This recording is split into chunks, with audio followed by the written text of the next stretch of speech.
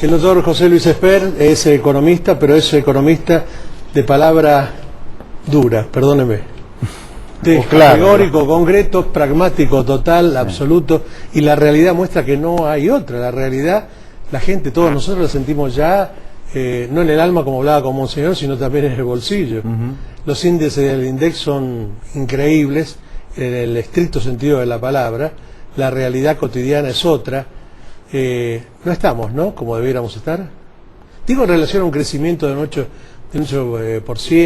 de un 9%. A ver, el gobierno miente con todos los números que publica, no solo miente con la inflación. En realidad, al mentir con la inflación, el gobierno está mintiendo con la evolución del poder de compra de la gente, está mintiendo con cómo se distribuye el ingreso, miente también con los números de crecimiento económico, miente con los números fiscales, miente con todo. Ahora, ¿cuánto miente? Yo le diría, con el crecimiento económico miente, pero poco. Argentina el año pasado no creció 8,6, sino que creció 7,6. Es un numerazo extraordinario, de todas maneras. Es un buen número. Con la inflación es donde la mentira es más gruesa, yo le diría. De hecho, hay una investigación de un fiscal de la Nación, el fiscal Garrido, que ha dicho en su dictamen que en el INDEC ha habido maniobras delincuenciales, que lamentablemente la justicia no pudo probar, ¿no? Con la inflación el gobierno miente mucho y le miente a la gente de manera descarada. La inflación es por lo menos 3 veces la que publica el gobierno. Yo diría, publican 8,5, estará en 25 la inflación hoy. ¿En el 25%? Sí. Por lo tanto, los salarios reales ya con una inflación del 25% han dejado de crecer. En el mejor de los casos, algunos salarios en algunos sectores están cayendo. A ver, yo le diría, la economía anda bien. Quedan 2 preguntas. ¿Cuánto nos miente el gobierno? Bastante en algunas cosas, poco en otras. ¿Y por qué motivo anda bien? Si anda bien por lo que hace el gobierno o anda bien porque afuera la soja, el trigo, el maíz, el petróleo, que exportamos todavía, mal que le pese al gobierno, valen oro. Sí, yo diría que esta es la respuesta. Las retenciones son una fuente de ingresos interminable, extraordinario. Con todo lo que está provocando ahora, ¿no? Este paro del agro, que es grande. Lustó dijo que son retenciones móviles. No, Lustó, bueno, como parte del gobierno miente acerca de que son móviles. Son móviles, pero en realidad hay un precio fijo, porque a partir de un determinado momento el Estado se queda con el 100% del aumento que haya en los precios internacionales. ¿El 100%? Con el 100%. A partir de, yo le diría, de $580 la tonelada fuera de la soja, hoy está en 560, el Estado se queda con casi todo el aumento que haya por encima de 580.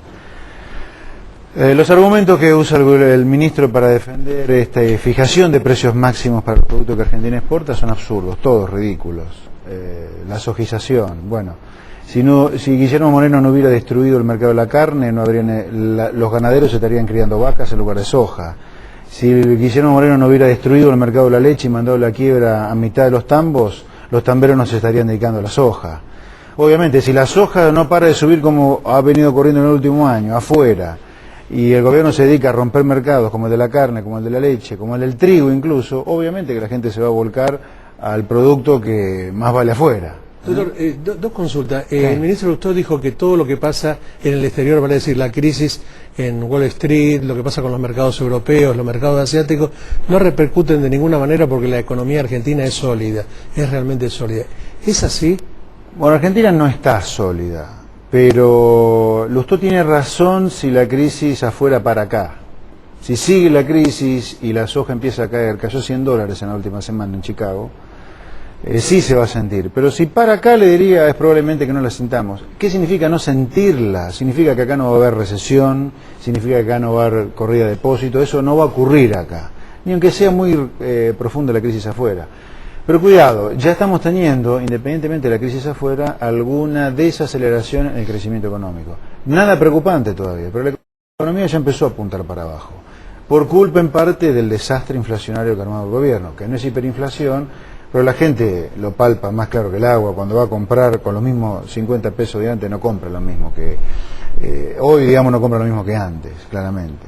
Y muy por encima de lo que el gobierno dice que hay inflación, por supuesto. Pero cuando el exportador argentino ve que caen 5 o 6 bancos en Estados Unidos, sí, $200.000 millones para el salvataje de los bancos, sí, ¿no empieza a pensar qué hago?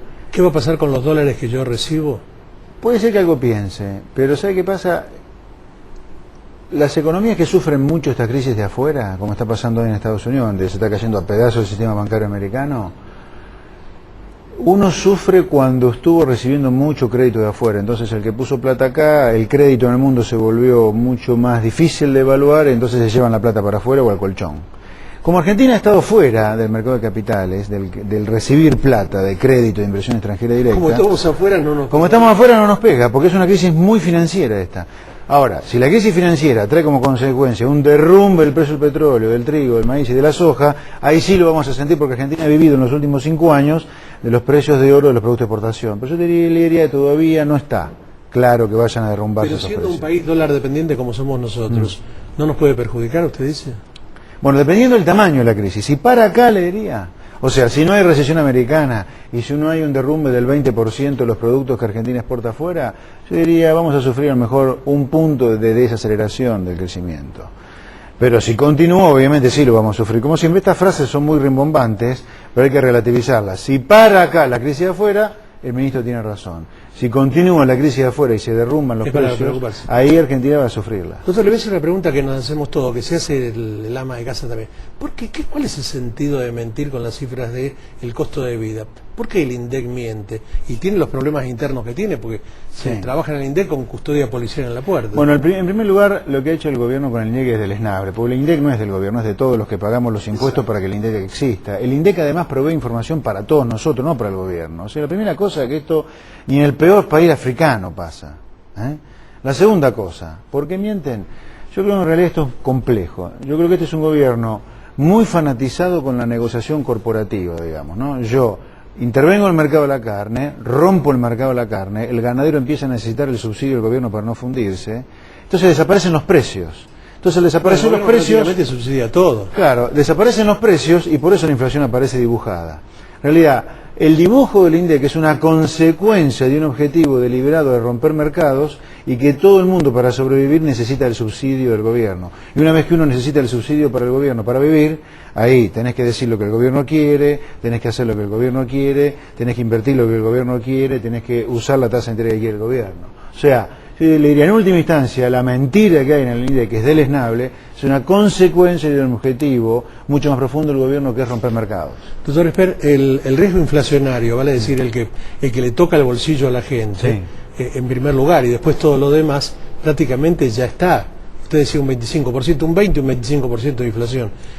Bueno, un 25% de inflación como la que hay hoy, y creo que va a terminar en 30 el año si sigue así. ¿Con relación a cuánto del año pasado? Pero el año pasado, no sin mentira, bueno, el gobierno publicó 8,5 y la verdad fue que la inflación fue 21 el año pasado. Este año vamos para 25-30 si seguimos así como hasta ahora.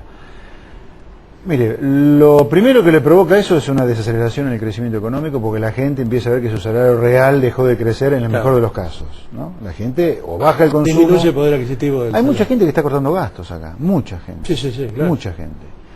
Menos salida, menos ropa, menos vacaciones. Seguro. Esa es la primera cosa que usted tiene. La consecuencia de esta alta inflación no va a ser la hiperinflación, acá no va a haber caos, pero lo sí que va a ocurrir de a poco es que la tasa de crecimiento va a ir apuntando para abajo.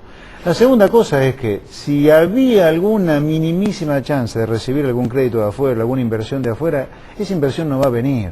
Porque los países con alta inflación, como Argentina ya tiene, que es el país más inflacionario del planeta después de Zimbabue, que está en hiperinflación. Yo cuando vi la cifra publicada me quería morir. Después de Zimbabue la más alta somos. Pero Zimbabue está en hiperinflación, tiene 5.000% aumento de precio, nosotros tenemos 25-30. Usted es un ahuyentador de inversiones de afuera extraordinario, porque se sabe que con 25% de inflación uno empieza a tener los problemas que tiene. Moreno que interviene, Debido que extorsiona, Moreno que extorsiona. Entonces es un ahuyentador de capitales importantes, lo cual le juega en contra con la posibilidad de crecer a tasa muy alta durante décadas, no 5 años o 10 años. Cuando yo dije el doctor Esper es un duro, un pragmático, no me equivoqué. Doctor, pero gracias por la claridad. No por nada. Gracias a usted, doctor. Buenas noches. Director, nos vamos con música, con esta. Nos reencontramos la próxima semana.